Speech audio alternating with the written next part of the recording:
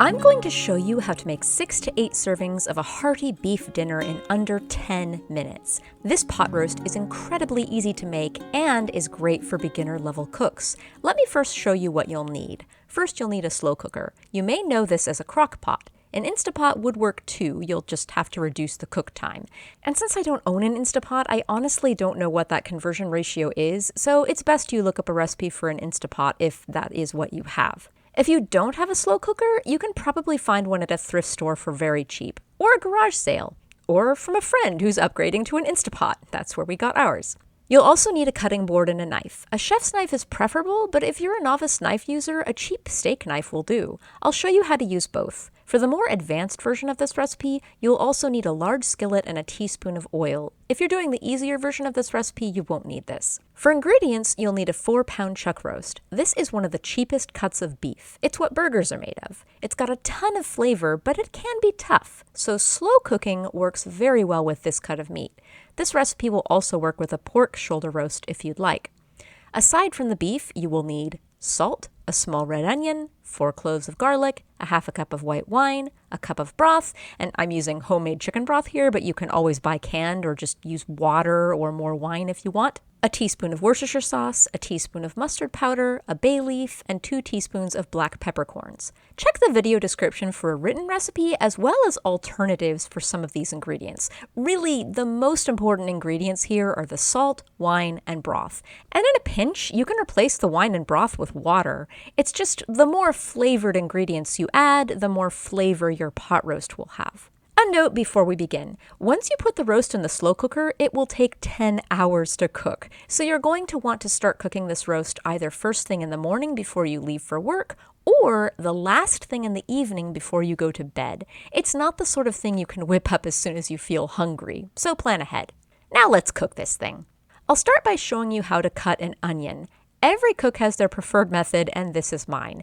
Now, I'm going to do this with a cheap serrated steak knife I bought at Safeway, just to show you that you don't have to run out and buy an expensive chef's knife to make this recipe.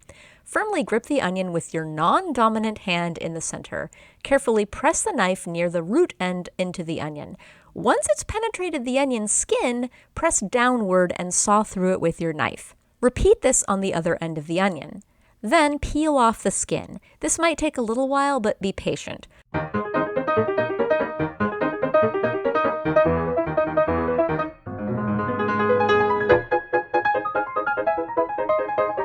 Once the skin is removed, I like to cut my onion in half through the ends of the onion we just cut off. Lay the half of the onion cut side down onto the cutting board. I like to sort of hug the onion with my non-dominant hand, pressing the sides of it together as I make my slices so they won't fall apart. You want to keep these slices together so the onion will be easier to dice. Once you slice the onion through one way, rotate it 90 degrees and slice it the other way.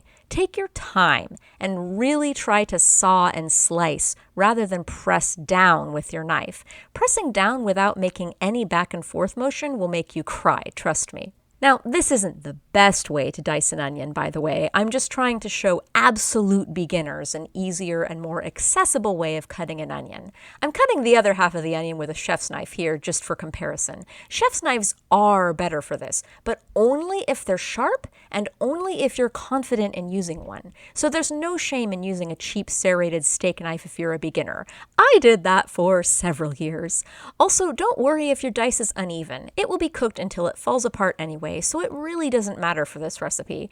And if you feel like cutting up an onion is just too much for you, you can always replace it with a teaspoon or 2 of onion powder. Next, you'll need to cut your garlic. You can always buy the pre-minced garlic in a jar or use garlic powder, but if you're feeling adventurous and want to use whole garlic cloves, here's how you cut them. Pick 4 cloves out of a bulb of garlic. Then locate the root end of each clove and cut it off.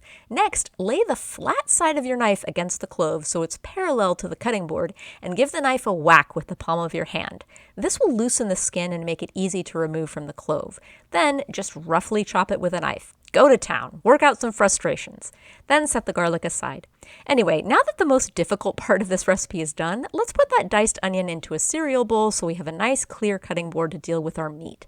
As you're working with your raw meat, be careful to clean any surface the meat has touched with soap and water.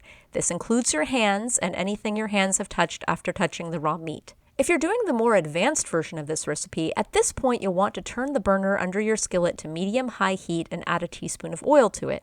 Regardless of which version of the recipe you're doing, turn the meat out onto your cutting board and pat it dry with paper towels. Then put a thick layer of salt all over the roast. If you're doing the easy version of this recipe, you'll just add this roast directly to the slow cooker along with all of the other ingredients, set the slow cooker to cook on low for 10 hours, and call it a day. Skip ahead to the timestamp if you want to see this part. But if you're doing the more advanced version, sear your roast in the hot skillet for about 4 minutes on each side or until each side has a lovely brown color.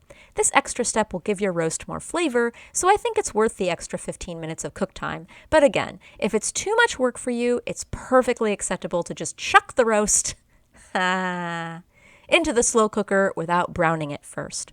After your roast is browned, stick it into the slow cooker. Then turn down the heat to medium, dump the diced onions and a little salt into the skillet, and sauté them, scraping up the browned beef bits as you stir. When the onions are translucent, add the garlic and sauté for about 30 seconds. Then add the wine. Don't worry if you don't have a measuring cup. Literally just use 1/2 a mug of the stuff. Stir until all the brown bits from the pan are one with the wine. Bring to a simmer, then turn off the heat. At this point, the easy and advanced versions of the recipe converge. Dump the onion, garlic, and wine mixture into the slow cooker. Add the rest of the ingredients, a cup of broth, a teaspoon of Worcestershire sauce, a teaspoon of mustard powder, a bay leaf, and 2 teaspoons of black peppercorns. Put the slow cooker on low, tightly secure the lid, and set an alarm for 10 hours from now. I like to do this the night before I go to bed, so when I wake up the next morning, the apartment smells amazing. 10 hours later, check the meat. You'll know it's done if you can stick a fork in it and it just falls apart. That's what we mean by fork tender. If for some reason it's not done, keep cooking it. But if it is done, turn off the slow cooker and eat it. This pot roast is great with mashed potatoes and some microwaved frozen veggies, or in a sandwich, which I have a video for. And the leftovers are actually very tasty. Just microwave it in some of its own juices. You can store the leftover roast and its juices in containers in the fridge for up to 5 days. And I've kept it as long as a week, honestly, and it's fine. But if you're at all concerned you won't be able to eat it all on time, you can always freeze some of it. Slow cooking big chunks of cheap meat is an excellent way to save time and money. So if you're new to cooking, I really hope you'll give this pot roast a try. Thank you to my patrons for helping me buy the ingredients for this series, with special thanks to Chrissy, Britt, Honey Badgers, Megan M, Matthew, Jenny D, Robert Z, Meru, Jocelyn, Manila, Gina F, Megan B, Data Fox, Stacy, Gina S, Ruth, Katie, Lonesome Screams, Mahir, Morgan, Vid Fafo, Britta, Veda, Colette, Sandra, and Andrea.